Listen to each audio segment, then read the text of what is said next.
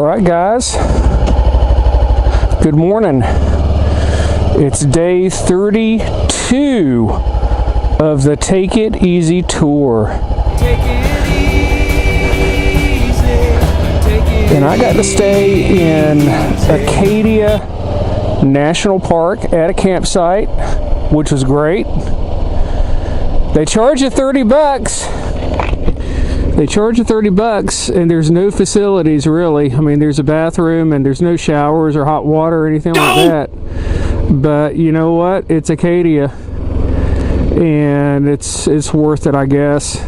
During the season, when it's busy, you cannot get a campsite, period. That's just the way it is. You just can't get it. Acadia is the second most visited national park in the nation. And I believe it.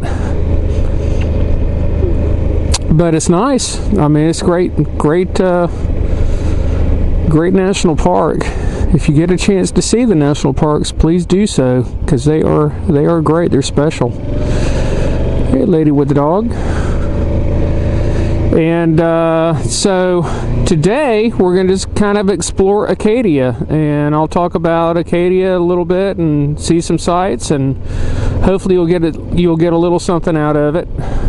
If not, I'll get a little something out of it. So that's that. And I slept great last night for the first time in a while.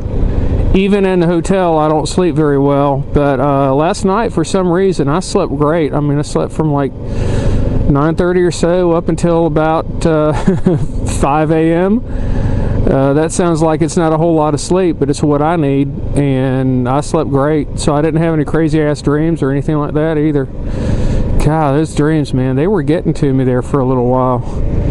They've kind of calmed down a little bit now. I'm not dreaming crazy stuff anymore. So maybe that's my subconscious kind of leveling out a little bit. I hope that's the case. I hope that's so. But man, you see a lot of different things out here. You see, out here they're tent camping, and this is cool because people load up the cars and load up their vans and load up their motorcycles, and they come out here and they want to tent camp, and that's neat. You can see all kinds of different tents and everything. It's kind of like RVs and motorcycles. I mean, you see all kinds of stuff. You see an RVer out here, man, you don't know what they're going to be in. You see somebody in a tent, you don't know what kind of tent it is and what kind of gear they got and everything. A lot of variety out here, no doubt about that.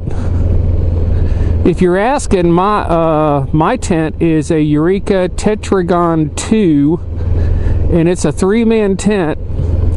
And I've heard people complain to me about my own tent. I can't imagine why people would complain about somebody else's tent.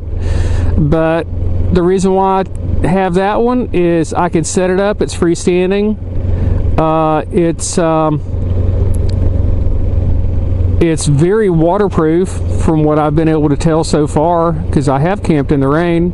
And it's a tent that's big enough to where I can, if it does start raining, I can get everything off of the bike and load it into that tent comfortably, and I can just wait it out. And people say, why don't you have a smaller tent? And I'm like, well, I don't want to have a smaller tent because I want to be able to store my stuff in case it rains. So there. And it is a little heavy. I mean, I wouldn't take it backpacking or anything like that, but you know, it's a good tent. It's served me very, very, very well so far, and this is my 5th trip across the country so far, and I've used that same tent every time, so it's been great. Hello there. Meow. So yeah, I'm good to go. Okay, well, let's get to explore and we'll see what happens. Okay guys, we're here at a place called Jordan Lake here in Acadia National Park, and that's Jordan Lake. It is a freshwater lake. Imagine that we're on an island and they got a lake in the middle of the island, but that's a glacial lake. And here's an example of what happened. You had the mountains on either side, and then you had a glacier coming down, and the glacier created this glacial till, this moraine. It would push the rock forward, and then the moraine, which when the glacier melted, all this stuff right here was left.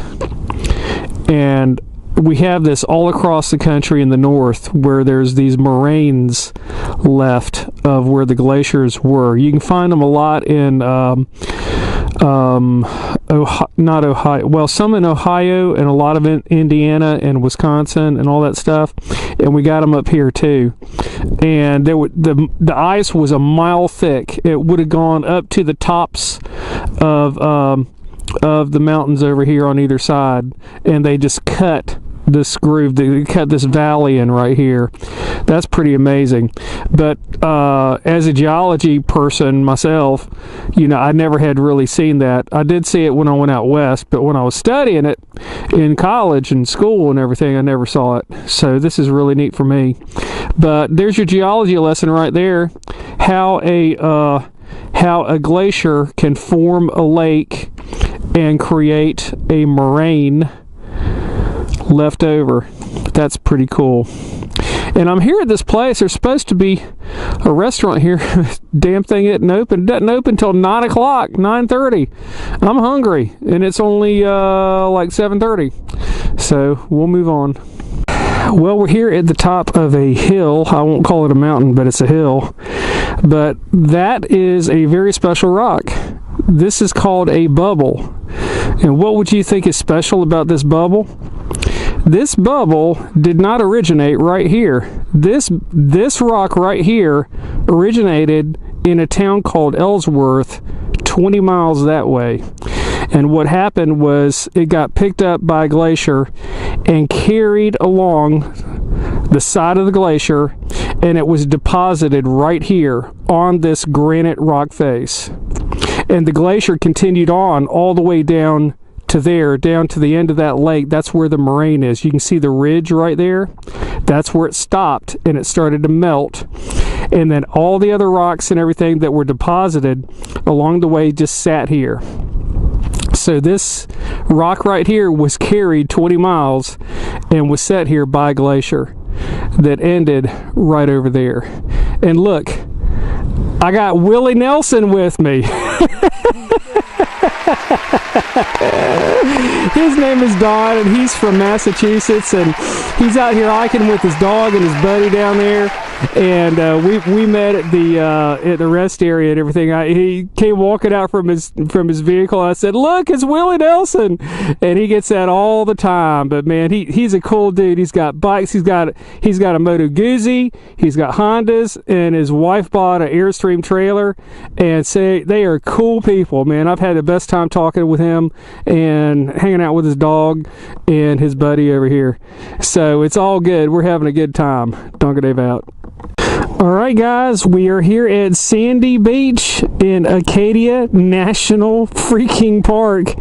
And can you believe it? There's a beach, a real beach, with sand and waves and a lifeguard and everything. This is freaking cool. It is like 80 degrees out here on the sand. And you don't see people going in the water because it's freaking cold. They'll do this. Oh my God! I'm sorry, I thought this was the baby's room. I'm really sorry. I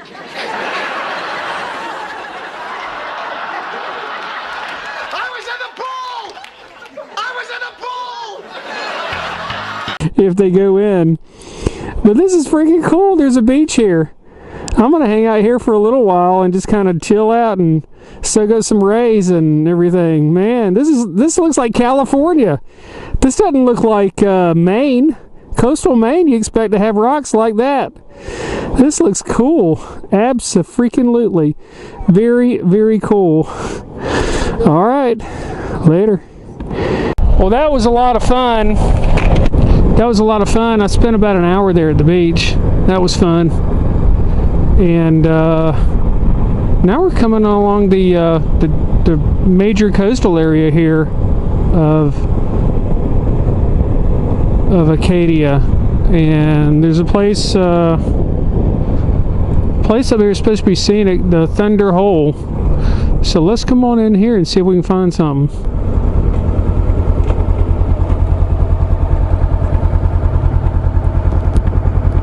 Okay guys, we're at a place called Thunder Hole here in Acadia, and it's where the water comes in when it's like high tide, and it'll come in and shoot out, and it sounds like thunder, kind of like that. But Thunder Hole really refers to me when I'm taking a poop.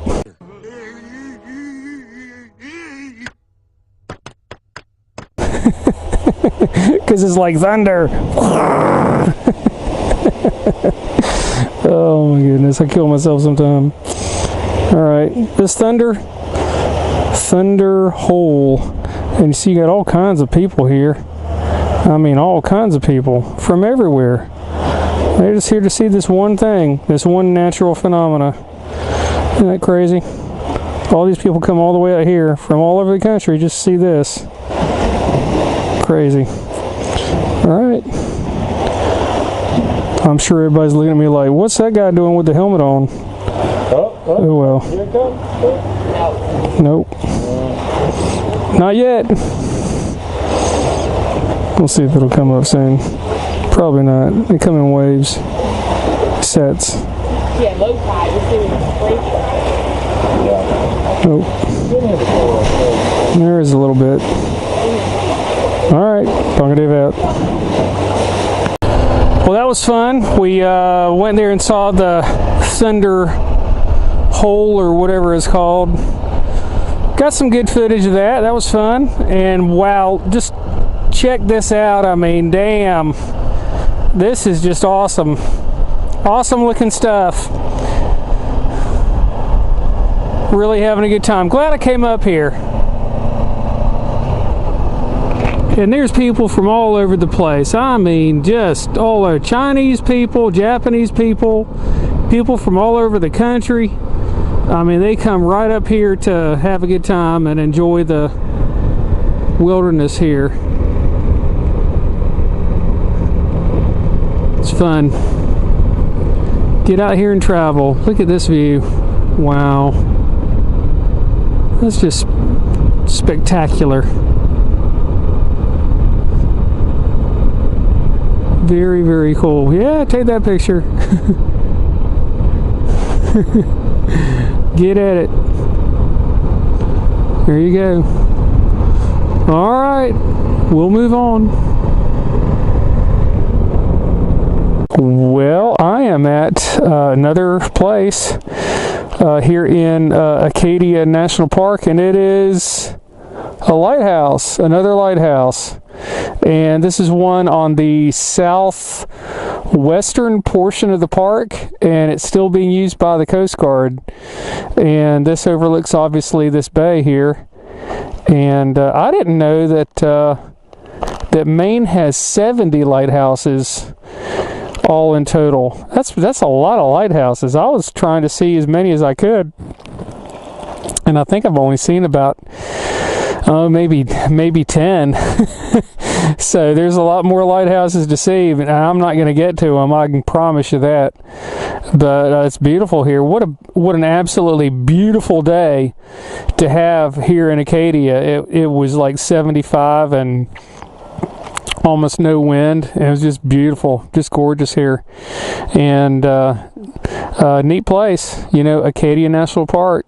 It's special. So that's going to do it for today, I think. I appreciate everybody that subscribed and still watching the channel. I have a lot more to do. I mean, guys, you're going to freak out when you see some of the stuff I got planned. So stay with me, and you'll enjoy it, I promise. Donk and Dave signing out for day 32 of the Take It Easy Tour. Take it